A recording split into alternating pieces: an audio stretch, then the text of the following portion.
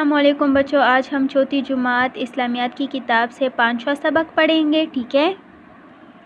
باب صوم سیرت طیبہ صلی اللہ علیہ وسلم، صفحہ نمبر 17۔ نزول وحی۔ آج سے سینکڑوں برس پہلے عرب کے رہنے والے بہت بے رحم اور ظالم تھے۔ وہ ایک اللہ تعالیٰ کی عبادت کرنے کے بجائے بتوں کو سوجتے تھے، چھوٹی چھوٹی باتوں پر ایک دوسرے سے لڑتے جھگڑتے تھے اور برے کام کرتے تھے۔ اللہ تعالیٰ نے اپنے بندوں کو سیدھی راہ دکھانے کے لیے دنیا میں تقریباً 1,24,000 پیغمبر بھیجے۔ اللہ تعالیٰ نے سرزمین عرب میں اپنے آخری اور سچے نبی حضرت محمد مصطفیٰ صلی اللہ علیہ وسلم کو بھیجا، جنہوں نے ساری دنیا کے انسانوں کو اچھی باتیں بتائیں اور بری باتوں سے روکا۔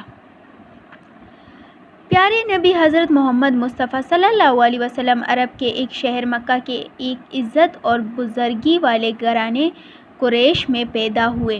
آپ صلی اللہ علیہ وسلم عام بچوں کی طرح شرارتی نہیں تھے، بلکہ سنجیدہ مزاج تھے اور بری عادتوں اور برے کاموں سے ہمیشہ دور رہتے تھے۔ آپ صلی اللہ علیہ وسلم نے عرب کے انتہائی مشرکانہ اور جاہلانہ ماحول میں پرورش تو پائی، لیکن اس کے باوجود آپ صلی اللہ علیہ وسلم نے خود کو ان برائیوں سے بچا کر رکھا۔ آپ صلی اللہ علیہ وسلم اپنی قوم کی بری حالت پر بہت پریشان رہتے تھے۔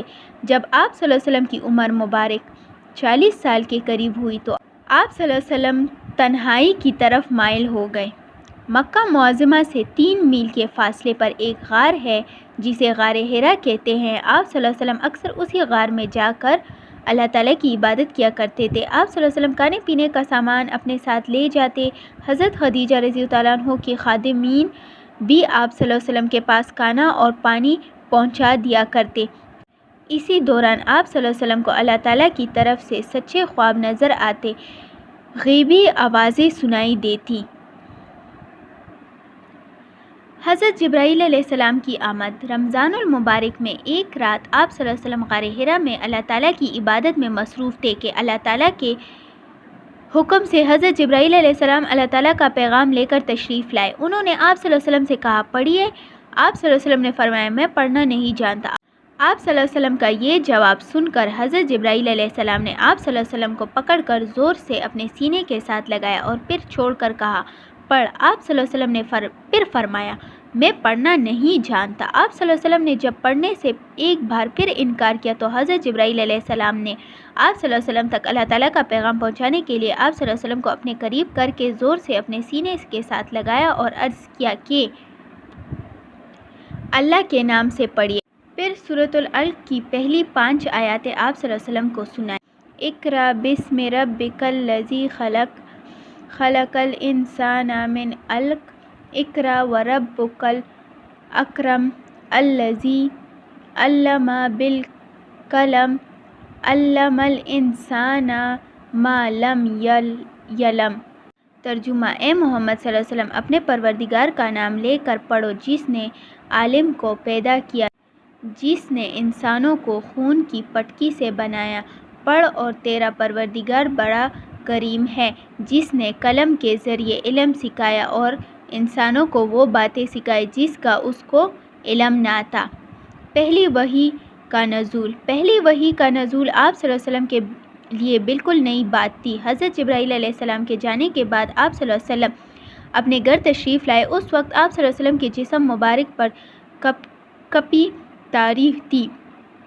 آپ صلی اللہ علیہ وسلم نے اپنی بیوی حضرت خدیجہ رضی اللہ عنہا سے فرمایا کہ مجھے کمبل اڑا دو، مجھے کمبل اڑا دو۔ آپ صلی اللہ علیہ وسلم نے حضرت خدیجہ رضی اللہ عنہا کو حضرت جبرائیل کی آمد اور وحی نازل ہونے کے بارے میں بتایا اور ساتھ ہی یہ بھی فرمایا کہ اب مجھے اپنی جان کا خطرہ ہے۔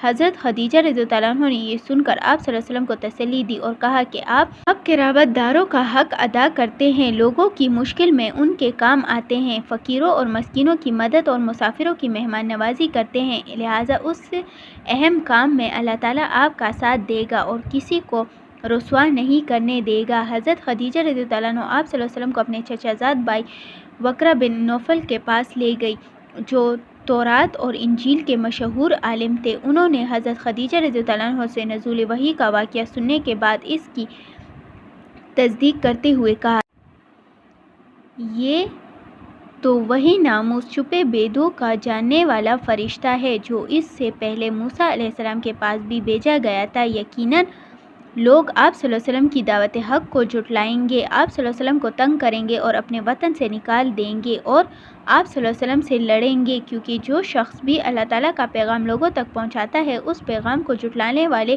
لوگ ہمیشہ اس سے دشمنی کرتے ہیں۔ اگر میں اس وقت تک زندہ رہا تو اللہ تعالیٰ کے کام میں ضرور آپ کی حمایت کروں گا۔ اس واقعے کے کچھ عرصے کے بعد ورقہ بن نوفل انتقال کر گئے۔